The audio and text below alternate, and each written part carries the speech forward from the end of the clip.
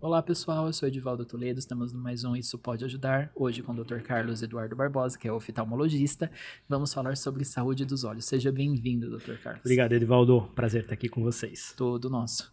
O senhor falou um pouquinho sobre alguns pontos sobre glaucoma no outro episódio, eu quero saber o que é glaucoma. Ótimo. Então, o glaucoma é uma doença que o nervo do olho, então o nervo é como se fosse um canudinho que leva a imagem do olho até o cérebro. E quando a gente tem glaucoma, essa estrutura começa a ser lesionada, né? O principal fator de risco para isso é o aumento da pressão ocular, mas existem vários outros fatores também que podem levar a isso daí. É genético, é predisposição, ou é ambiental, o que é? Ótimo, então existem vários fatores de risco. Então, primeiro deles, o aumento da pressão dos olhos. História genética é importante, pacientes com miopia, raça negra, são todos fatores de risco a mais. Uma coisa que é importante, né? Às vezes a pessoa está em casa e tem algum parente que tem glaucoma. Nossa, e agora eu vou ter glaucoma? Ter história familiar não é uma sentença, não é porque, por exemplo, a sua mãe tem, você obrigatoriamente terá. Mas isso te coloca dentro de um risco aumentado comparado com a população em geral. E outra coisa que é importante é que a doença não dá sintomas. É muito importante isso, porque às vezes a pessoa fala assim, não tô sentindo nada, eu não tenho nada. Mas você pode ter glaucoma e não perceber. Então não é algo que a pessoa vai sentir numa visão, Não. Principalmente porque o que o glaucoma causa? Ele faz a gente perder a nossa visão periférica. Então, eu olhando para você, eu consigo ver que tem um copo de água aqui sem precisar olhar. E ao longo do tempo, ele vai fechando essa visão até que chega um ponto que o paciente vê praticamente assim, como se ele tivesse só uma visão tubular. Aí o paciente percebe, mas para chegar nesse ponto, ele já está com a doença há muito tempo. Então, por isso que durante a consulta oftalmológica, faz parte de toda a consulta. Aferir a pressão intraocular e analisar como que está a estrutura do nervo óptico. E tem cura, estaciona a patologia, ou não tem regressão? Como que funciona? Então, assim, ele é uma doença que tem tratamento, não tem cura, é igual a hipertensão, diabetes. O paciente que tem glaucoma e que é bem acompanhado, ele vai ter uma vida normal o resto da vida. O que é muito triste que às vezes acontece é que chegam os pacientes, às vezes, num estágio extremamente avançado.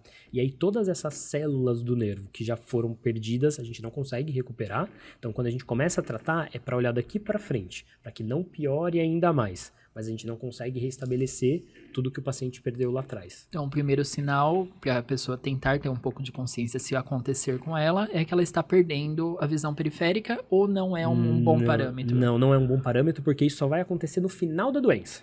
Então, o primeiro sinal que ela deve é visitar o oftalmologista todo ano. É ele que vai detectar a doença em fases mais iniciais. Porque se for esperar o paciente ter sintomas, certamente ele já vai estar com alguma sequela.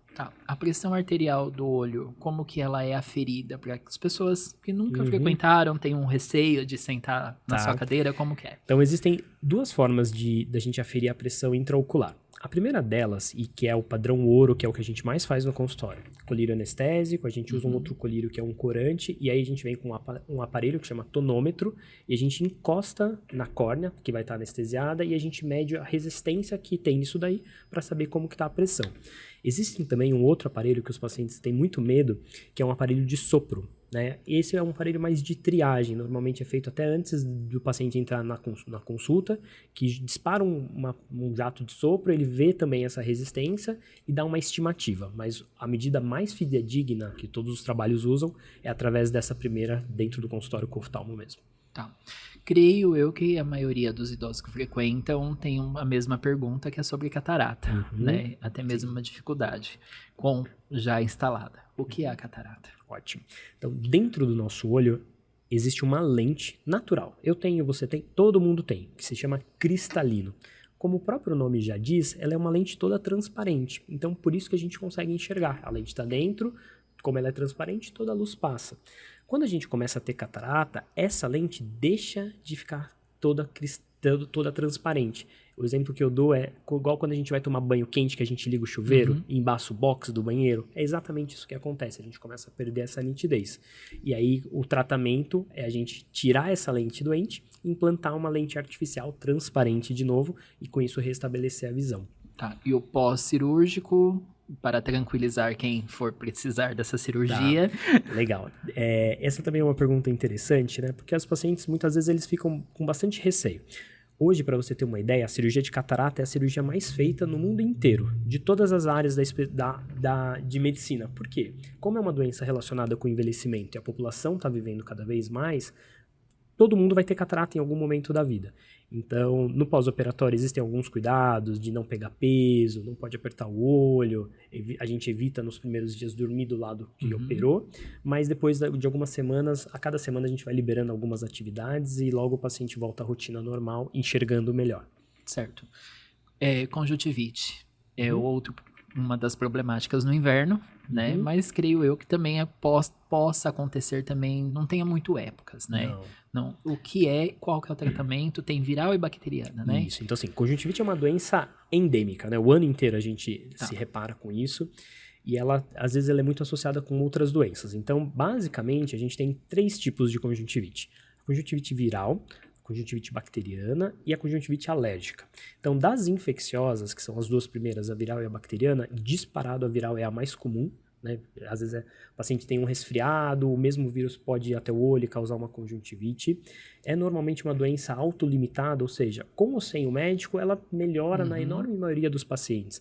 A gente trata principalmente para aliviar sintomas e para tentar evitar algumas complicações, né? Que a conjuntivite, em alguns casos, pacientes com alguns vírus um pouco mais agressivos, eles podem ter algumas complicações que a gente precisa intervir.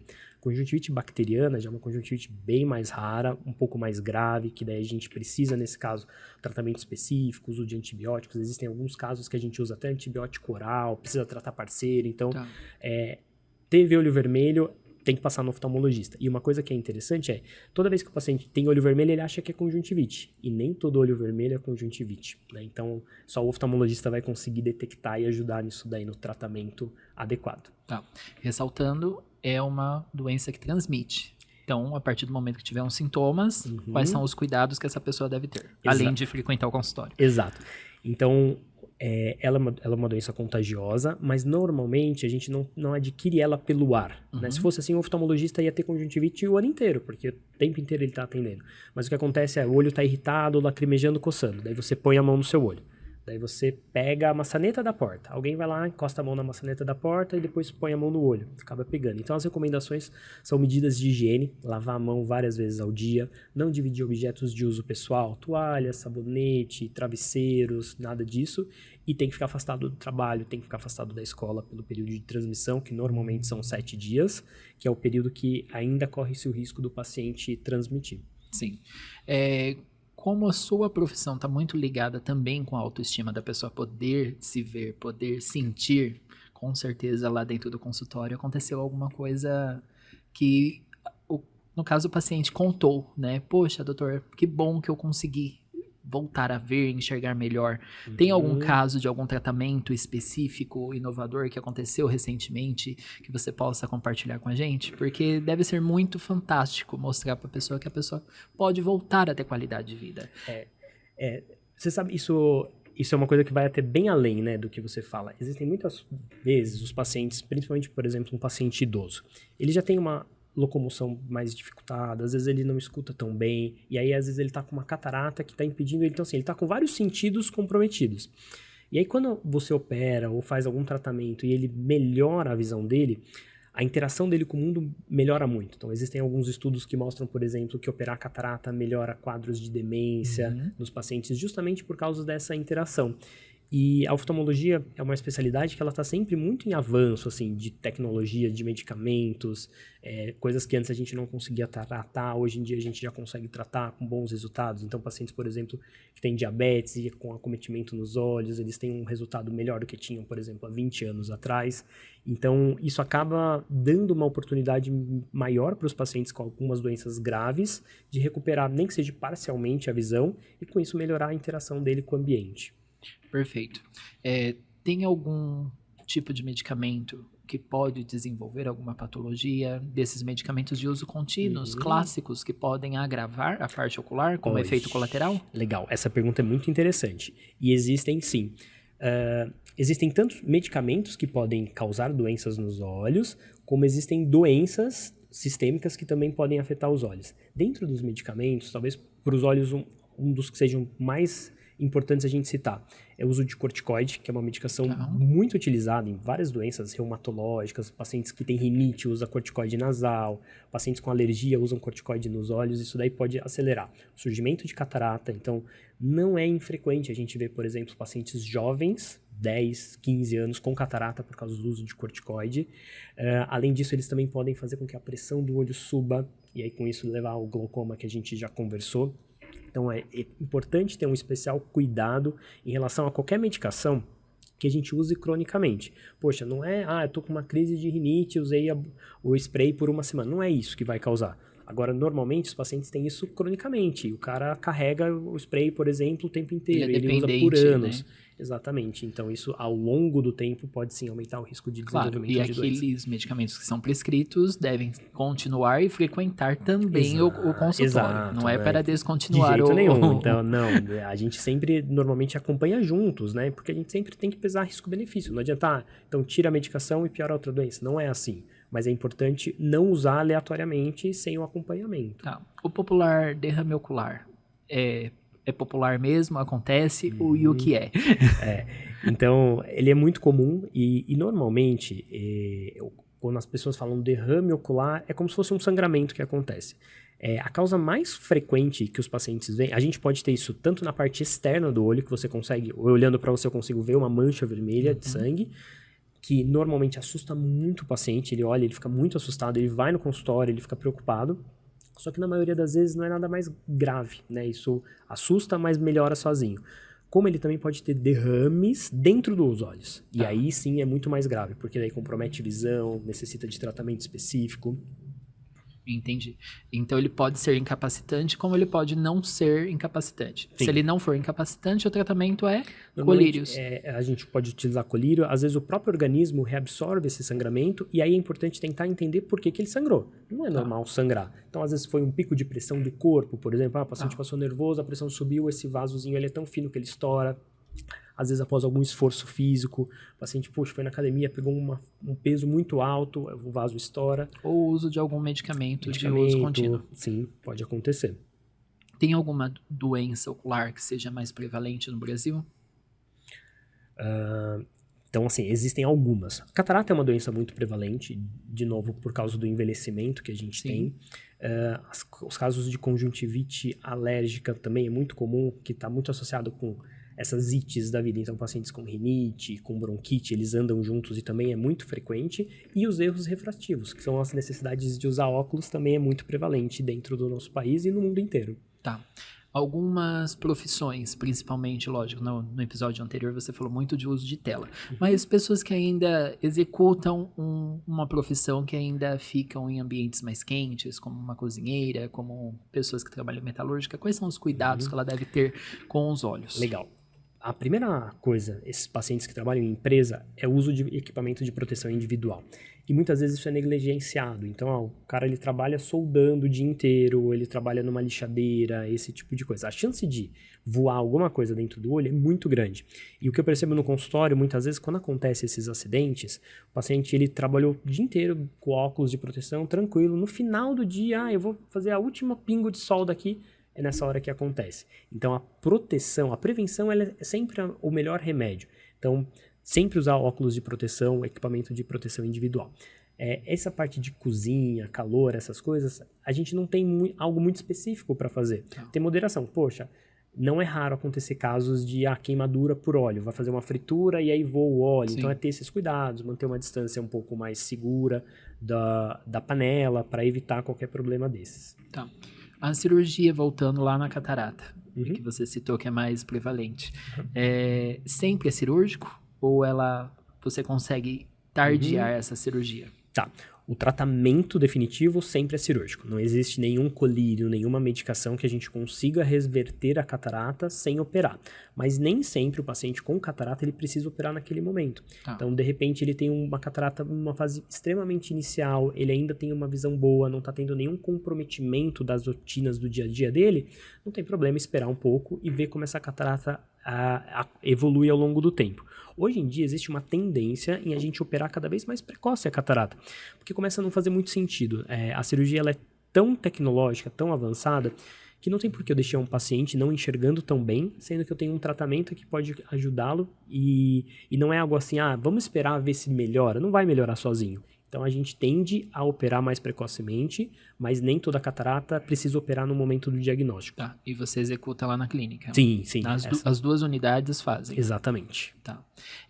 Implante, eu vou falar de uma forma popular, Dr. Carlos, Não, porque quando eu sento aqui, eu tiro o jaleco e eu falo de uma forma onde todos possam compreender. Perfeito. É o implante de lente para diminuição de grau de óculos. Isso tem indicação para todos, lógico, pós-avaliação, ou não é, não é algo tão comum?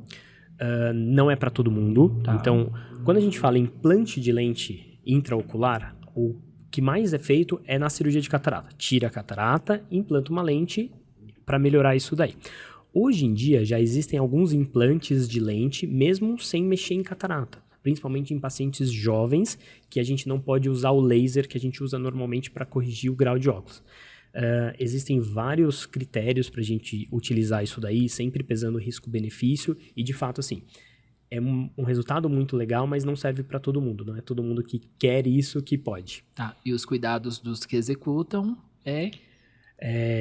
o acompanhamento no pós-operatório é muito importante, acompanhar a pressão, acompanhar ao longo do tempo como vai ficar, se essa lente vai continuar estável dentro do olho, se ele não vai ter diminuição de células. Então, são alguns cuidados bem meticulosos que a gente precisa ter nesses casos em específico. Perfeito, eu vou chamar meu intervalo e voltamos já.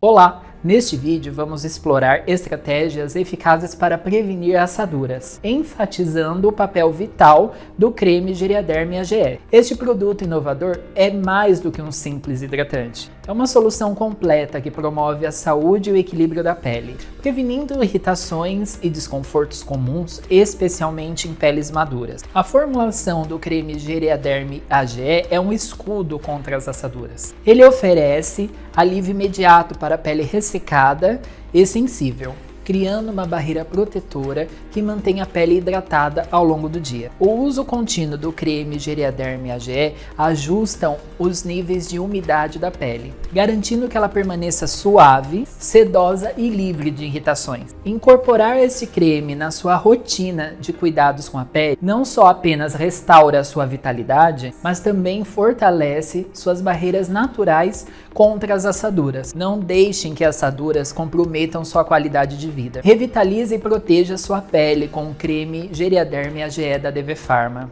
Você encontra o creme Geriaderm AGE da DV Pharma em uma farmácia mais próxima a você. Para saber mais, acesse advpharma.com.br.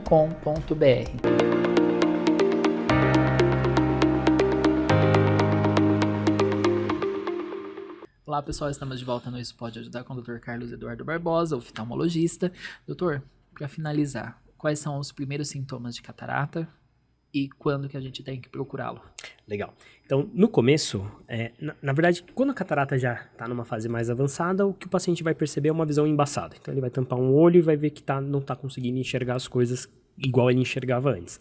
No começo, essa percepção ela é mais sutil. Então, no começo, os pacientes eles podem começar a ter uma diminuição do que a gente chama de sensibilidade ao contraste. Então, é enxergar, mas não ter mais aquela mesmo brilho, aquela nitidez das cores. E aí, conforme a doença vai progredindo, a visão vai começar a ficar embaçada realmente, mesmo com o óculos dele. Entendi. Dr. Carlos, muito obrigado por ter vindo. Eu que Com agradeço. certeza contribuiu para muitas pessoas. Como que fazemos para te achar? Legal, eu agradeço o convite, espero ter ajudado. Então, quem quiser me encontrar, estou no Instagram, @Dr. Carlos Eduardo Barbosa, ou na clínica em Foco Oftalmologia. Precisando, vai ser um prazer. Tá, certo. Muito obrigado novamente. E para você que precisa de atendimento domiciliar, entre em contato conosco no 11 94007 5391 ou no meu Instagram, @edivaldo.toledo. Aguardo você e até semana que vem. Tchau, tchau.